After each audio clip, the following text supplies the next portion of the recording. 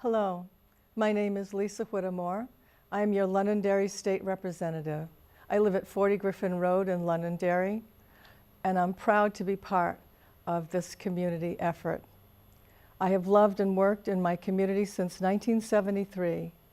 I have passed bond issues for our schools. I worked on the first policy manual for the Londonderry School District, and I facilitated the first PTA and PTO in our elementary schools. My experience as a news reporter gave me a strong foundation in the issues facing our town, and I built relationships with the leaders on our local boards. That experience informed my time on the Londonderry School Board and my final year as chair. We built the Londonderry High School. We passed bond issues for South School and what is now the middle school, all in the space of a few years. There was much debate and loud talking on the microphones, but in the end, the people of Londonderry chose good education. Londonderry voters put their faith in me to serve in the last two nonpartisan New Hampshire constitutional conventions. It was there that I met the moderate leadership of the Republican Party, whose steady hand guided this state.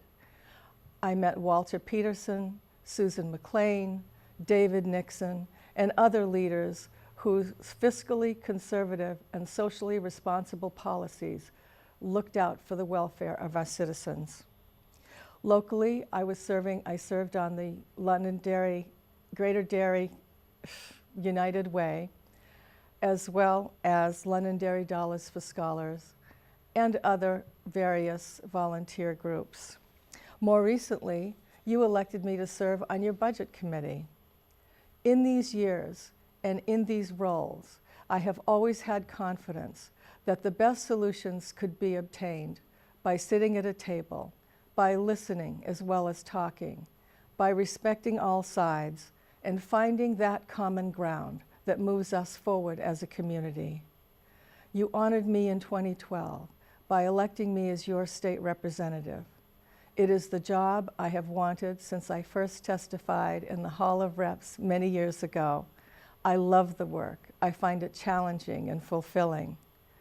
This election was the 5th time that the Londonderry voters put their confidence and trust in me to do the work that needs doing. I've worked for my community because I love Londonderry, and I've committed my time and energy to see that we make the best decisions for our citizens and for the economic well-being of our town.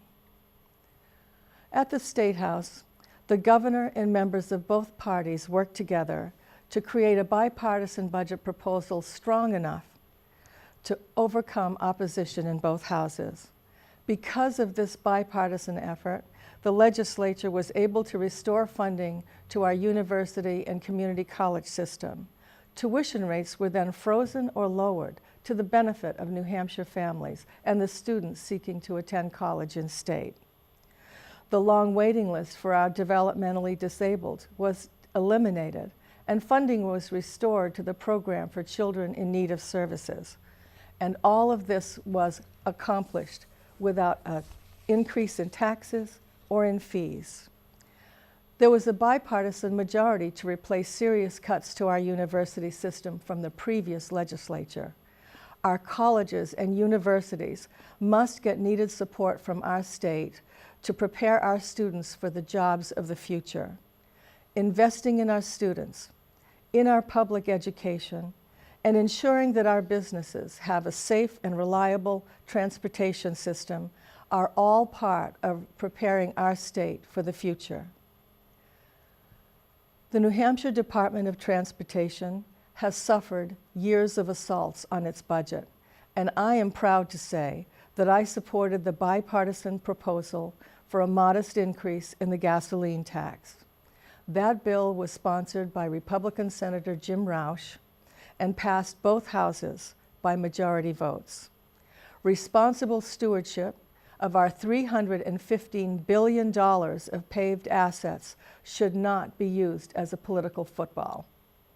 Generations of New Hampshire residents used their hard-earned tax dollars to create this infrastructure, and we offer them no respect by allowing their investment to fall into dangerous disrepair.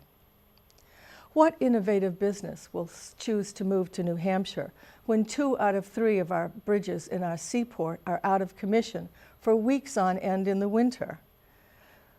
What kind of leadership does that indicate that we have at the State House?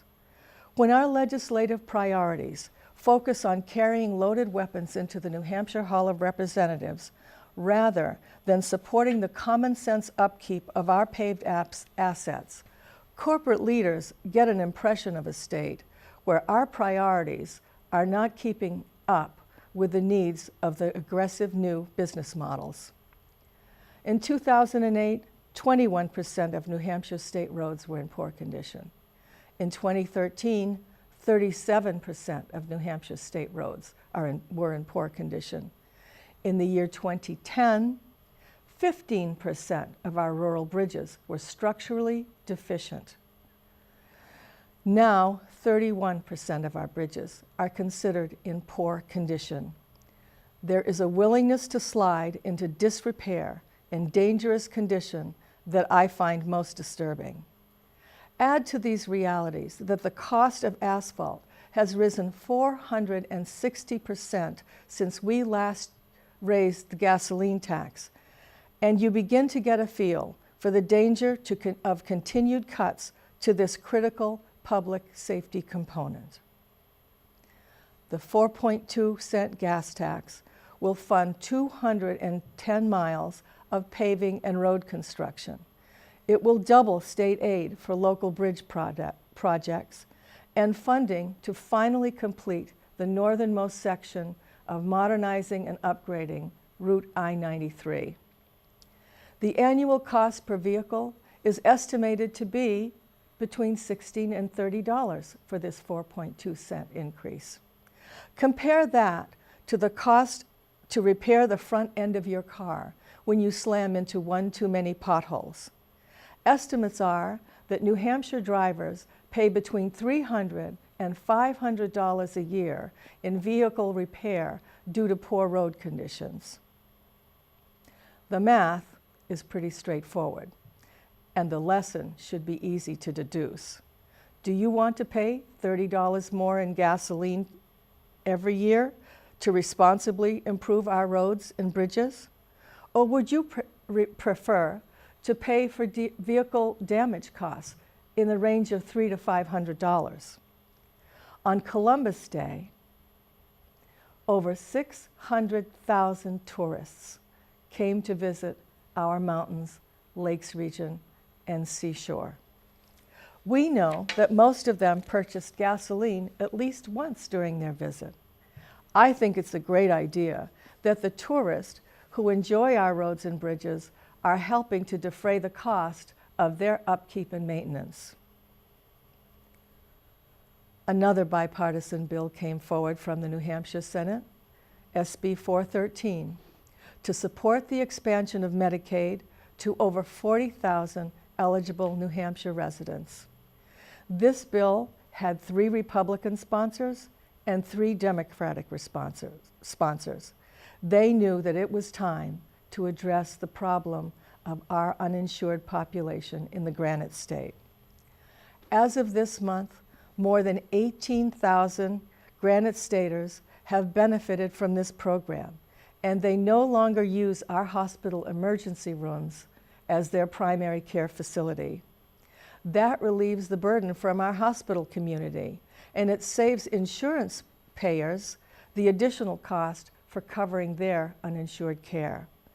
Now, enrollees may access regular doctors and get regular preventative care. Not everyone supports these bipartisan initiatives. There are some who prefer to carry on with obstructionist policies that simply say no to every public need and seek to privatize many government functions. We must be mindful that when private interests create catastrophes, it is the American taxpayer who picks up the tab. That means we privatize the profit, but we socialize the risk. On another issue, My commitment to veterans began long before I moved to this community, and it has most to do with my experience as a young person who had friends who went to war, some of whom did not return, and many of them blessedly did. I heard a recent accusation that I did not support preferential hiring of veterans in public jobs. While this is technically true, the truth is that I opposed the Bill O'Brien version of this legislation. The bill that I voted for was the one that carried in both the New Hampshire House and the New Hampshire Senate, and it provided this valuable benefit to our veterans. I also supported and voted for relieving the residency requirements for veterans who are returning from war and seek to attend our university system. Some of these benefits are also extended to family. It allows them reduced tuition rates at our universities and college system as if they had full residency. I was pleased to see that Joshua's Law passed with overwhelming support. Joshua's Law brings into a coherent body of law all of the crimes associated with domestic and family violence.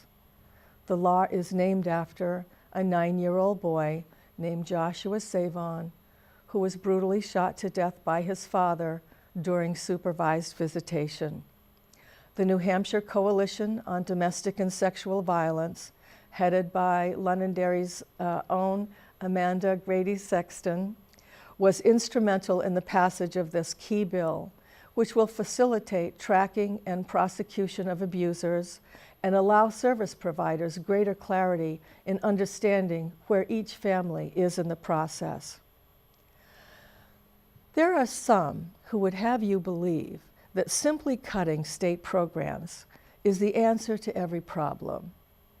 Let's look more closely at that proposition. Let's discuss the agreement over the Medicaid expansion tax. There was an agreement in place between the state of New Hampshire and all New Hampshire hospitals regarding the payment of care for the uninsured who went to their emergency rooms. That carefully negotiated compromise was abrogated by the previous legislature under the leadership of Speaker Bill O'Brien. When that funding commitment was betrayed, the state of New Hampshire was sued by every hospital in the state. This is one of the outcomes of heavy-handed budget slashing. It is expensive legal fees and the threat of catastrophic judgments being handed down. Fortunately, this time an accord was reached by the governor, members of leadership in both the House and Senate, and every hospital in this state. So the issue was resolved in this instance to the satisfaction of all parties, and further legal action was averted. While we're on the subject of dangerous and inhumane cuts, let's address the case that was adjudicated in February of this year. Plaintiffs, acting on behalf of New Hampshire's mentally ill population, after receiving further devastating cuts under the leadership of previous Speaker Bill O'Brien, brought suit against the state of New Hampshire for not providing adequate and appropriate care for our mentally ill population. In February, the state lost that case. Now, in addition for paying for the rebuilding of a system that has broken down, we must pay the legal fees we incurred to defend the state against the suit. And oh, by the way, since we lost the suit, we are also obligated to pay the legal fees of the plaintiffs in this case who were successful. Is that fiscally responsible? Is that sound fiscal planning? Do you want your tax dollars to pay for successful lawsuits for a job not done? Or would you prefer to be attentive to the requirements of responsible governance? On a local note, the legislature took action to protect pre-buy customers from unscrupulous heating fuel distributors who took the money and did not deliver the heating fuel. The governor was forced to open an emergency hotline to ensure that customers were not left without heat in the middle of the cold winter. The new law establishes a minimum inventory of the fuel, registration, and reporting requirements. It makes failure to deliver home heating fuel a violation of the Consumer Protection Act. The legislature was also able to come to bipartisan agreement on bills affecting our business community. Coming to update the Business Corporations Act, which allows the electronic transmission of documents to our Secretary of State. It eases the process of becoming incorporated in the state of New Hampshire, and it allows remote shareholder participation in shareholder meetings. We agreed across party lines to double the research and development income tax credit from $1 million to $2 million per year. We also created an innovative training program to have our unemployed residents engage with the state small business center and experience entrepreneurial training, business counseling, and technical assistance. A key initiative this year, especially for our community, was the passage of the Farm to Table Act, which establishes an official state policy to encourage and support local food and farming. It will aid in the promotion of the Eat Local and Support Local Business programs, which are critical to the sustainability of New Hampshire farms. These are a few of the many bipartisan bills that succeeded in the 163rd New Hampshire General Court. These advances were made by representatives who respect their voters, respect their colleagues, and respect the institution of the New Hampshire House. It is only by listening as well as talking, by putting people ahead of party, that New Hampshire can continue its progress toward a better economic future for our families, our veterans, and our seniors. It is by working together that we find the best solutions. That is the New Hampshire way. I thank you for your time and attention. My name is Lisa Whittemore.